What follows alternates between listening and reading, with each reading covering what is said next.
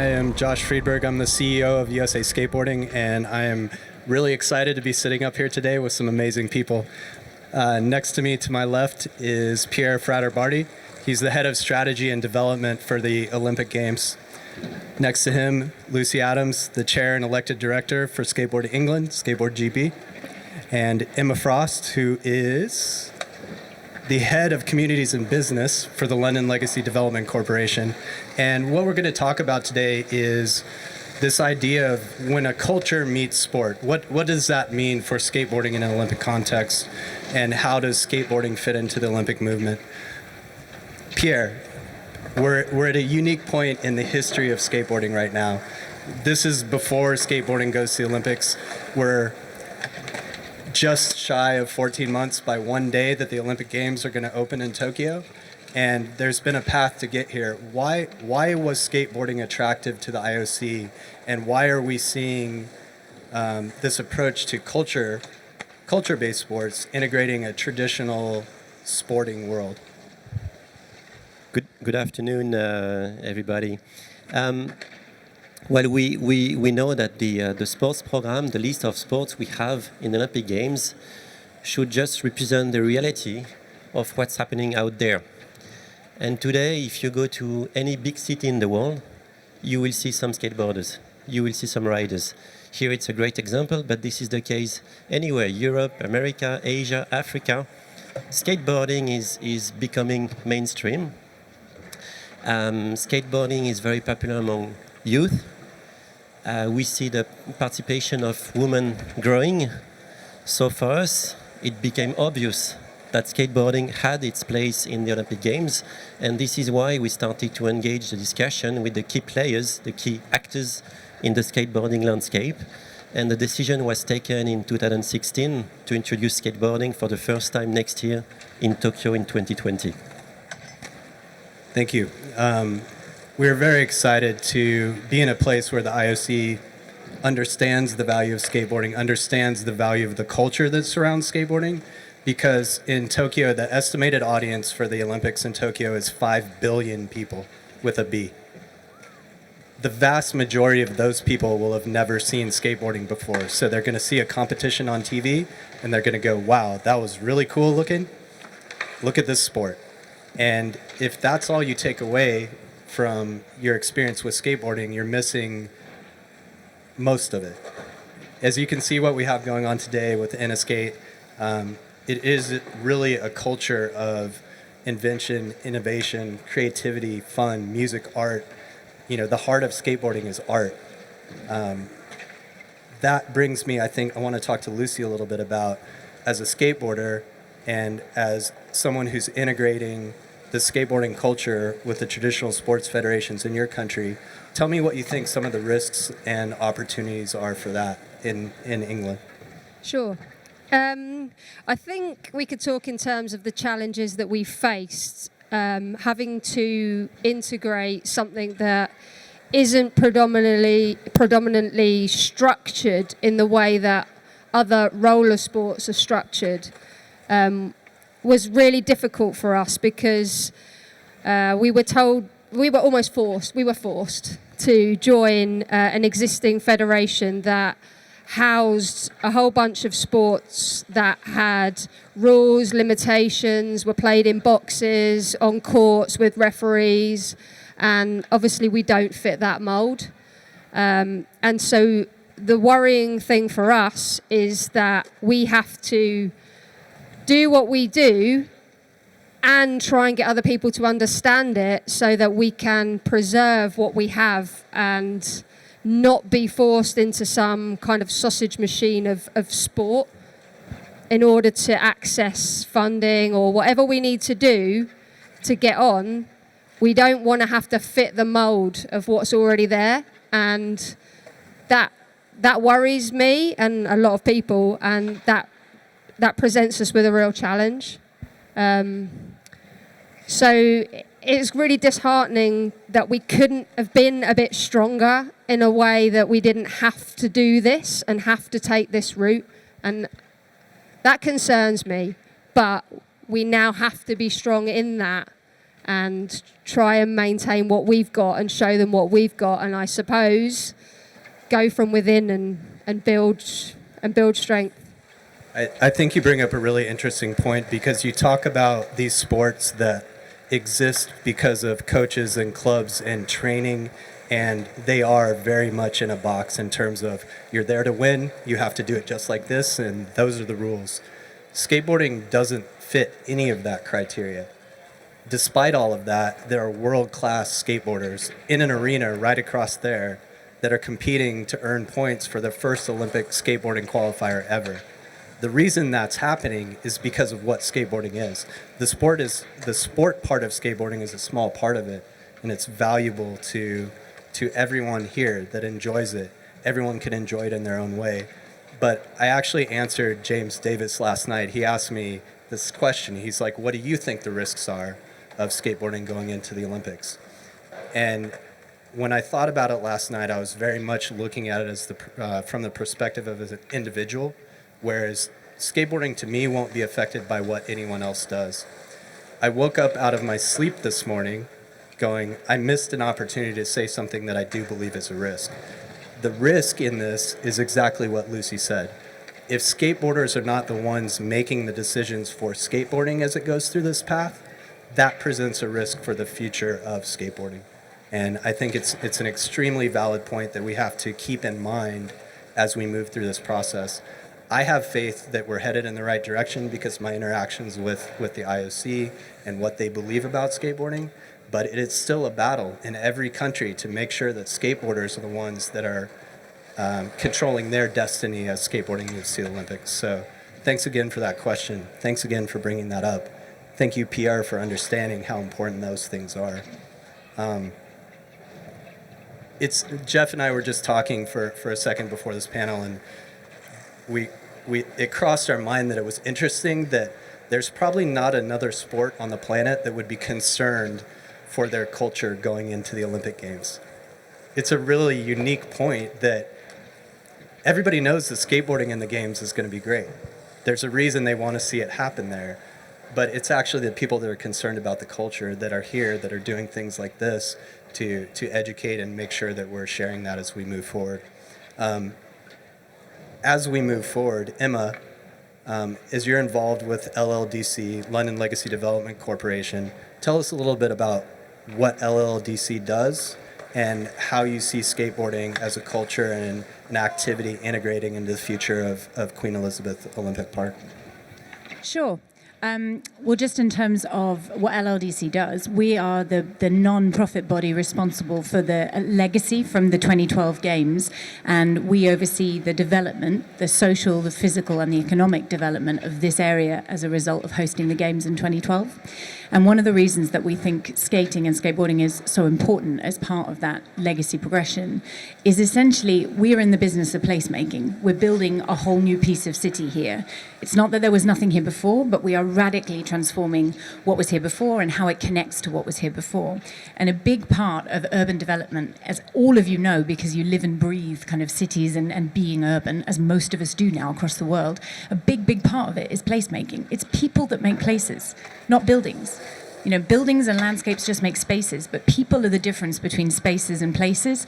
And actually, skateboarding, just as you said, Pierre, is an essential part of most cities' DNA now. You know, it's an innately urban movement. And that's something that we need to really understand and reflect when we're creating a whole new piece of city. I'm sure that a lot of people here are excited to hear you share that information.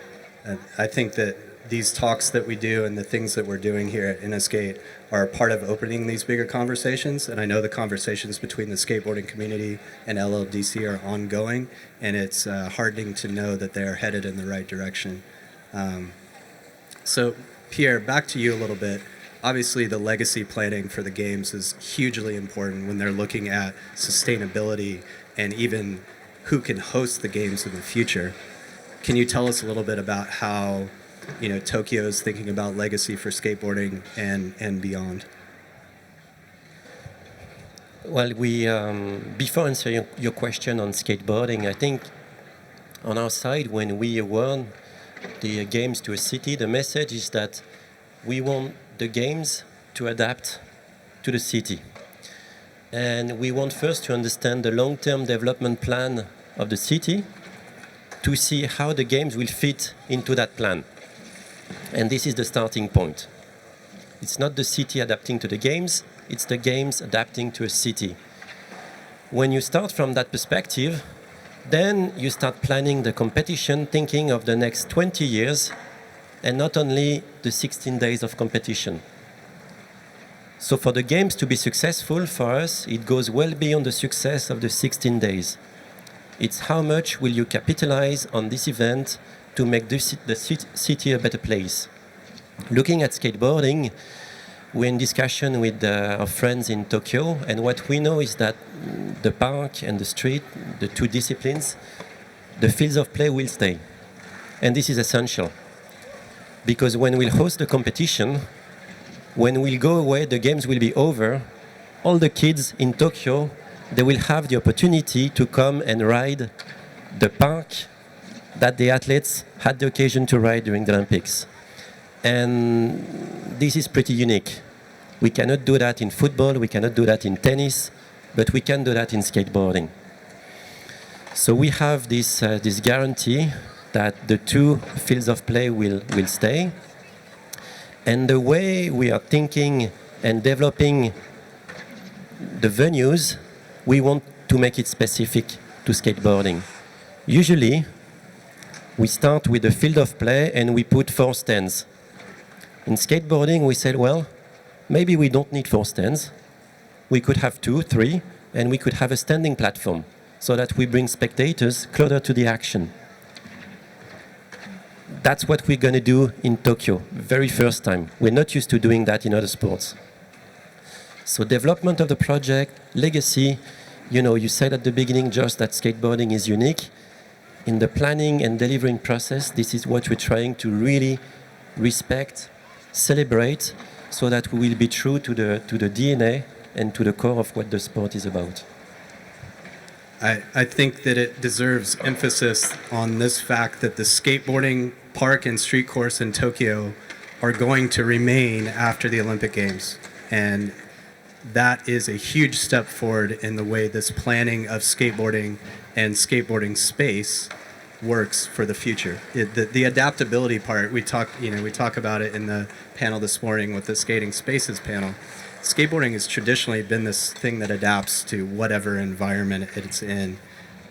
And it's interesting to see the reverse happening when it comes to the Olympics and to the IOC adapting to skateboarding. It's exciting. We talked a little bit about the risks, Lucy, that you see. What do you see as some of the opportunities for adaptability and inclusion for skateboarding moving forward because of this Olympic opportunity? Yeah, I mean, it's going to enable us to have better access to funding for facilities, I think, is one of the biggest strong points. So in terms of getting our acts together with the likes of national governing bodies, it means we are able to have the conversations at the levels that we may not have had before in terms of government bodies and that sort of thing, and make relationships to plan for the future in a longer term. So it isn't just about putting the park in the ground and leaving it there. It's about that park and then what comes around that infrastructure around it and that park, and developing people and relationships to put that park there and that park there. But not only that, just to maybe then develop the community, so the shops and the people that actually help grow skateboarding and preserve our culture that you spoke about before. So if we didn't have Skateboard England or Skateboard GB, we wouldn't have maybe got to have the conversations with LLDC and the Mayor's office around things like skateable areas on this park. And actually, Long Live South Bank have done a massive job of having those conversations as well. And being organised groups like that really, really, really helps. But having a national governing body is something that then we are able to tap into a lot more. So that's really good for us. That's great. I think it's interesting that you speak to what Emma said before about people. People are what make places alive. A skate park on its own is concrete. It's the people that use it and the people that frequent it. How do you plan to integrate, Emma, how do you plan to integrate different communities in an area like this as you do this massive development? Because there's plenty of different stakeholders, I'm sure, that want access and opportunity and involvement in that process. How does that work for you? Yeah, you're right. It's a really complicated process, but a crucial one. And it's also one that we have to kind of respect and accept is going to take time. This sort of placemaking and place building is not going to happen overnight. In fact, it isn't even going to happen properly in like 10 years. We're probably looking at a trajectory more like 50 years. And having a little bit of patience and long-term vision to see that through is really required. I think another thing that's really required is the ability to properly engage and listen to multiple voices, and that's easy to say and hard to do, really hard to do. So a lot of the ways that we do it is ensuring, for example, with the skate community, a lot of familiar faces here today, we've only just started conversations, and there will be a long-term dialogue that will be needed to go through, but actually making sure that we really are connecting to as many different skate groups and representative bodies and sometimes unrepresentative bodies and youth workers and youth groups out there who only are on the fringes of the skate community but are really interested in how they can get more involved. They're the sort of ways that we galvanize a bit of a movement and ideas that we don't necessarily know about because we can't be tapped into every one idea or every one community. So it's about having very open dialogues with a focus, and actually sometimes having those government structures or having those authoritative bodies really do help because these are big picture changes and investments that we're talking about, but really being open to the discussion and involving people in that. We do a lot of long-term collaborative design process, collective curation, thinking about how we involve multiple different stakeholders. So just as an example, the park's won awards for being the most accessible public realm, and we've even set new inclusive design standards for the park. And actually in this building here, we're developing with UCL the first MSc in inclusive design. Now that's been really important because we set that long-term vision to be a really accessible and inclusive space and to design a piece of city that really responded to that. And it's relevant for skating because obviously there are a couple of key things that connect in terms of surface design, in terms of access points, thinking about like what's skatable and what's not, thinking about other users and what the conflicts might be when you're talking about streetscape or public realm. We need to balance all of those views, whether it's someone who's in a wheelchair, someone who's using a pushchair, someone who's on a skateboard, someone who's in a mobility scooter, like all of these different things need to be balanced, and that is a complicated process, but it can be done. Absolutely. I think the long-term planning piece strikes me. As a skateboarder, I come from this world of, oh, that's a good idea, let's do it. And that is the very opposite of my experience for the 4 years that I've been involved with the Olympic skateboarding. Not that it's a bad thing, it's just entirely different. When you're planning things in 4-year blocks for the next 32, 48 years, it's a different way of thinking. I guess that what's encouraging to me in this long-term thinking is that we, as skateboarders, now have this opportunity of a much longer window than just Tokyo. Earlier this year, Paris announced that they wanted skateboarding in the Paris 2024 Olympics, and I would be willing to bet everything I own that we'll be in LA in 2028. So it's really nice for us and extremely nice for me to be able to think about skateboarding in this decade as opposed to we have to communicate everything we're trying to share about something that's so important to us in 14 months. Like, it's not possible.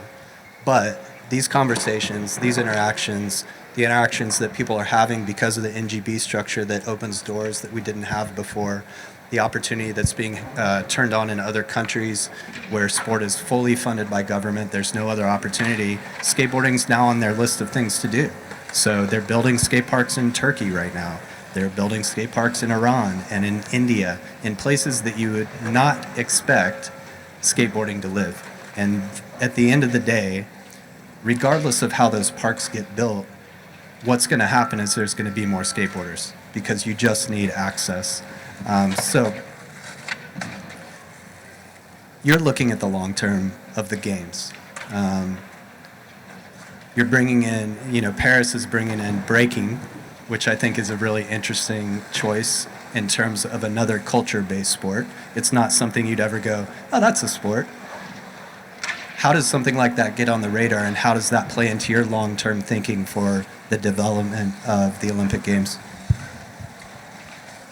We have a vision for the list of sport, the sports program, and that vision is about getting more urban, more useful, and more balanced. And with this in mind, we are monitoring the development of all sports practices, and we have a fabulous lab testing ground, which is the Youth Olympic Games. And the Youth Olympic Games are for athletes aged 15 to 18. It takes place every 4 years. And the last edition was last year in Buenos Aires, Argentina. And we had flagged breaking as one sport developing fast, being extremely popular, with a strong potential for development. So we said, okay, let's put breaking in Buenos Aires, and let's see how it's going to perform. To organize breaking, we didn't create and didn't build any venue.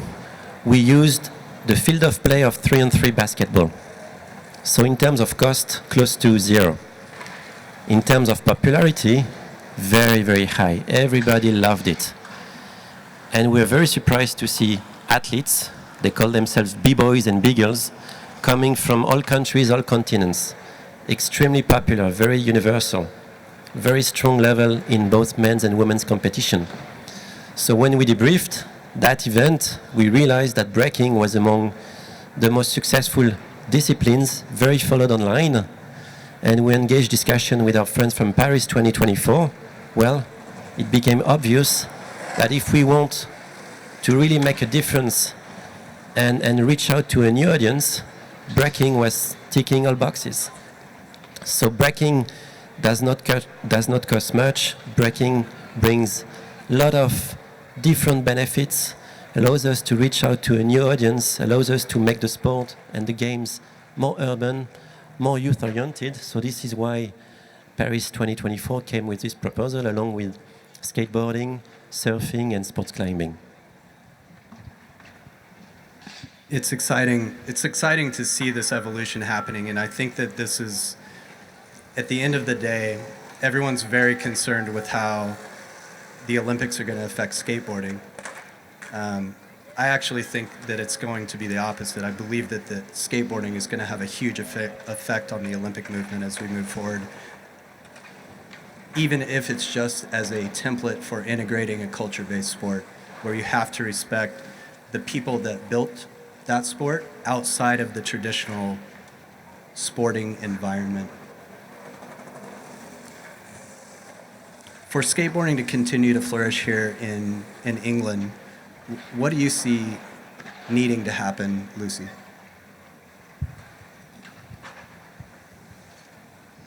That's really big.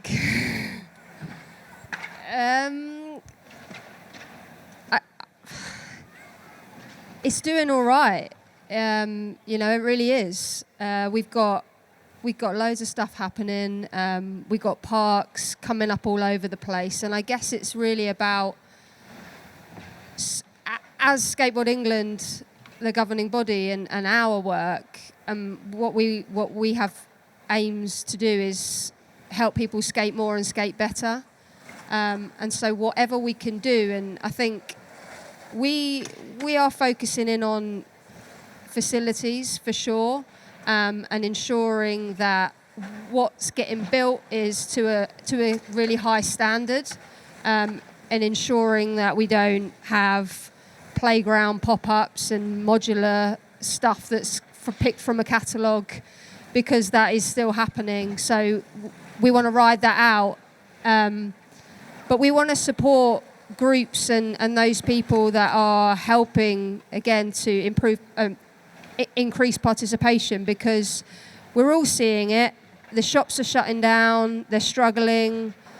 Indoor skate parks are finding it difficult to pay rent and stay open. So those groups that are trying to build skatable spaces, DIY spots, we need to help them. We need to help them make skateboarding more accessible in a free realm. I think that speaks to the evolution of skateboarding's place in society in general. You know, Yeah. We're moving to this very mainstream moment for skateboarding. Yeah. We're going to the Olympic Games. We're part of the circus, so we got to use it to the best we can, and so that's what we're going to do. We have conversations with the British Olympic Association, and we're getting more people to understand, like you said, that it's way more than going to Street League and being in the box and going for 45 seconds. And that's really positive.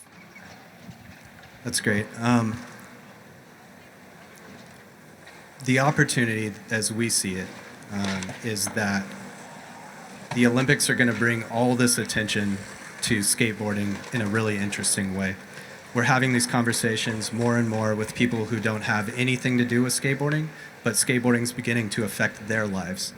And what we want people to take away from INNOSKATE and some of these other opportunities is this idea that you can have this dialogue and to give people on both sides of that fence, whether you understand skateboarding, you're a skateboarder, or you don't. To Emma's point about the conversations, those are the most important thing. The conversations we have today, tomorrow, after Tokyo about skateboarding will be what propel our culture and the sport of skateboarding forward. And working together, we can all do that in the right way. So I would just want to thank you all very much for being up here and sharing your experience today. And I think I would actually want to see if we can take a question or two. We haven't done that on either of the panels, but I think it's worthwhile with you guys up here. So does anybody have a question? Who wants to be first? Arthur. Excellent.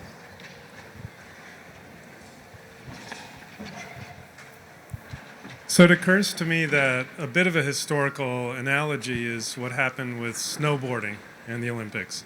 So I wonder if any of you could comment. That's a group of people who had a kind of culture around creativity, individual expression, and yet it then turned into a high-money sport, elite athletes building their own places to practice far away from everyone else. And it feels like it perhaps changed some of the dynamics, or maybe it didn't. So I'm just curious about your perspective on that. Yeah, it's an interesting parallel that you're drawing. We've studied a lot the snowboarding model, and we learned from what happened. Before introducing skateboarding in the games, we traveled the world and we really went to all the major events, met all the key players to understand first what was at stake, and second, what was the feeling of the skateboarding community. We went to the X Games in Munich and Oslo, we went to the Street League in New Jersey, we went to Vans Park Series, we went to the Barracks, we went to the event in South Africa, in Nanjing, China. And what we realized is that, you know, when we say skateboarding is different, yes, but skateboarders, they are top-level athletes, really. And when you talk to any top-level athlete, the dream, the ultimate competition, regardless of what your sport is, it's the games. And all the top athletes told us, I would dream to wear the jacket of my country and come and compete at the games. So what we felt there, compared to 20, 25 years ago for snowboarding, is that there was a generational shift. 25 years ago, the pro snowboarders said, well, you know, not interested. It's not for us. But we put snowboarding. So it took time. 25 years after, all the top riders, they told us, yes, we in. We really want to be part of it. So we believe the journey will be slightly different because from the beginning, we have the commitment from the top-level athletes that they want to be part of it. So hopefully, the process will be smoother. Now, I think the key will be to protect the interest of skateboarding. And when we say skateboarding for skateboarders and by skateboarders, this is crucial, really. So that's what we have to protect. Can I just, thanks. I think that's really important. But I think there's a danger, and I've heard from some British snowboarders and people involved in the industry that actually what happened as well is that the circuit of snowboarding events was really huge and it was everywhere and everybody really enjoyed going to all these independent snowboarding events. But as the circuit got tighter and more about Olympic qualification, money from brands, corporates, whatever, was ploughed into those competitions, and it squeezed the brands for everything they had. So people were looking to do more local jams, events that had been happening for years and years and years, and it was harder and harder for those people to run those events. So I think we need to take some learning, and not just that, but it's a crucial one, that we still need to support the grassroots and not make it all about this one big thing that happens every 4 years, because all this other skateboarding is going on, and that is equally as important, if not more important, as you said. So everybody should be mindful to that. Can I just add to that as well? Because obviously I'm speaking as a complete outsider. I don't skateboard. But one thing I've really seen from the years that we've been involved with skateboarding is the outreach capacity. And I think in a kind of simplistic way, that's the beauty of what skateboarding has at this very moment. It's a massive generalization to say, but loads of sports that have made it to the Olympics really struggle with a talent pipeline. Skating doesn't do that. Skating's got it coming literally up from the streets. You've got 30 million skaters around the world right now, haven't you? Like, you don't have a problem with your talent pipeline. How you access it, how you harness it, how you support it, how you ensure there's enough like accessible urban realm to develop that, definitely. But the talent and the interest and the passion is there. So it's about accessing that, supporting that, recognizing that, not trying to change it, just harnessing it, keeping it really inclusive, keeping it really grassroots, and respecting the outreach, respecting the streets and where it's all come from, but still taking that momentous kind of Olympic vision and ambition that you can offer with the structure of the Olympic Games. Absolutely. It is an opportunity to focus on the things that are important to our culture and allow us to continue to grow. To Lucy's point, to Pierre's understanding, to your understanding of what we're talking about today, it just goes back to these conversations. That's it. As long as we continue talking about the right way to integrate skateboarding, not just the sport, but the culture, into the future of the games and the legacy that it leaves behind, the world becomes a better place. And I'm excited to see that happen. So thank you all very much. Thanks for the question.